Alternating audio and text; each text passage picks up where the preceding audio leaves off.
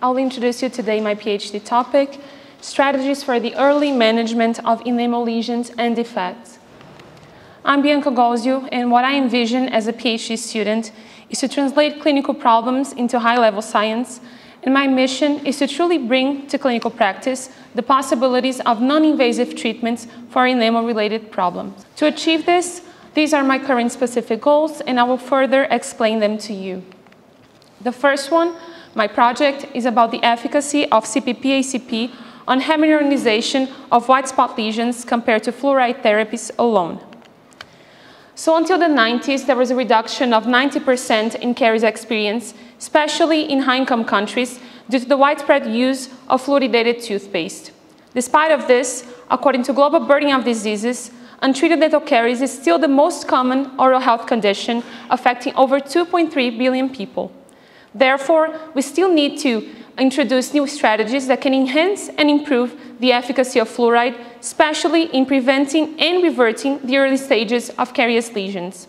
CPP-ACP could be a product for that, since it is derived from the milk protein casein, it offers no harm, and some studies show that it can have until 58% of reduction of carious lesion area after 4 weeks of use. That's why our aim is to evaluate the remineralization efficacy of using the CPP-ACP combined to fluoride therapy versus using fluoride therapy alone. So our question is if this combination is in fact more effective than using fluoride therapies alone, and our patients, of course, the patients with the early stages of caries, and we will compare CPP-ACP agents plus fluorides versus fluoride alone, and evaluating the remineralization efficacy mainly through KLF and LF outcomes. So our main hypothesis at that point was that this combination was more effective. So we did our systematic search in the 3 main databases, as we can see here. And after our selection, we were left with 15 eligible full-text studies. Before heading to our results, it's important to remind about these outcomes. So laser fluorescence uses and collects the fluorescence emitted by the bacterial byproducts and then converts them into a scale from 0 to 99, correlating to the caries severity. KLF, on the other hand, uses an extraoral KLF ray camera system and a blue light, and then lesions are quantified through a software into lesion area in millimeters and also fluorescence loss in percentage, and also the ratio of these 2 measurements, as we can see in the right picture. So our results were mainly divided according to the time points. So we had results from 1, 3, and 6 months, and I'm going to show you a few of them here. So the first one are the laser fluorescence values at the 3 months time point, and we can see that we had a high heterogeneity. This was mainly due to the differences in the population. So we had a different age. We had from 3 years old until 35 years old patients, and also the different application regimens that happened. So we had weekly, bi-weekly, and even daily applications as well. So with the pooled SMD, we can see a minus 0.47 that represents a not significantly statistical difference between the groups, favoring neither of the groups. And now for the KLF, but for the fluorescence loss in percentage at 3 months, we can see that there's a low number of studies, only 3, and we had a pooled MD of 0.58. And now we have a statistical significant difference, but favoring now the fluoride-only group over the CPP-ACP. And for the KLF area, but now in the lesion area measured in millimeters, we can see here the results for the 1, 3, and 6 months time points, and neither of those had a statistical significant difference, favoring neither of the groups. And finally, our secondary outcome was about the visual area change measured in percentage at 1, again, 3, and 6 months. And only at 6 months we could find a statistical significant difference, but now favoring the CPP-ACP group, but this was not clinically significant.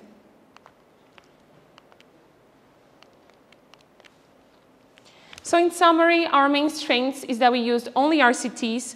We did the analysis by the time points, and we also subgrouped when it was possible according to the type of CPP-ACP, since one of them had already built-in fluoride. And we also measured the change from baseline, comparing the differences already between the baseline and the given time points. So our main limitations were that we had a short follow-up time and a low number of studies in patients, and also the high heterogeneity of the studies. As I mentioned, the population changes, differences, and also the intervention regimen that they had. So in conclusion, we can say that the CPP-ACP plus fluoride did not overcome the effect of the fluoride alone. The progression of the early carious lesions could be arrested or reverted by the topical fluoride use. So for practice, this combination has very little beneficial effect, if any, and the daily use of the fluoridated toothpaste provides remineralization of these white spot lesions. So for research, further large sample studies are needed, following a more consistent methodology, and also following a more consistent baseline lesion values, because they were all different. So also the development of products besides fluoride that are more efficient than the CPP-ACP is needed in order to achieve a more robust remineralization. So our manuscript is currently under revision at the Journal of Caries Research, as we can see. So it's in the first round of the revision. And for the second topic, it is about the non-invasive strategies for the management of hypersensitivity and remineralization of MIH. So molar incisor hypomineralization is a qualitative developmental defect of the enamel characterized by this creamy white to yellow-brownish demarcated opacities. It can affect at least one permanent molar with or without the involvement of the incisors. It has a global prevalence of 12.9%, and due to the poor quality of the enamel, it is often associated with aesthetic concerns, hypersensitivity, difficulty in anesthesia, post-eruptive breakdown that can even lead to tooth loss, and also a reduction in the quality of life of those patients. Therefore, these complications could be minimized or even avoided if an early preventive approach would be taken. So we still need to understand the evidence base for the non-invasive treatments for MIH complications, since there is still no definitive clinical protocol that is established. So our aim is to understand which non-invasive strategy is more effective on increasing this mineral content and also reducing the hypersensitivity in the MIH-affected teeth. So our question is if there is a difference in the efficacy of these strategies using remineralization and hypersensitivity. And since it is a network meta-analysis, we will compare the intervention and control between all of them. And these are some examples of the interventions that we have found in the studies. And the outcome will be the remineralization, again through QLF and LF, and the sensitivity according to sensitivity scores, hypersensitivity. So our main clinical implication is to provide a better guidance in how to manage the patient's treatment and also how to prevent the MIH complications. So our systematic search was done in these 3 databases again, and we were left in the end with 14 eligible studies. We are currently under the statistical analysis, and we plan to have this by the next couple of weeks and finish the manuscript writing by October. So in summary, our first project was submitted. The second one, we are under the finishing it.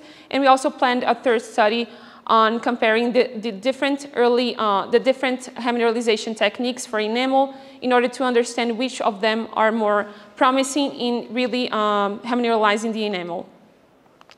So that's it, and thank you for your attention.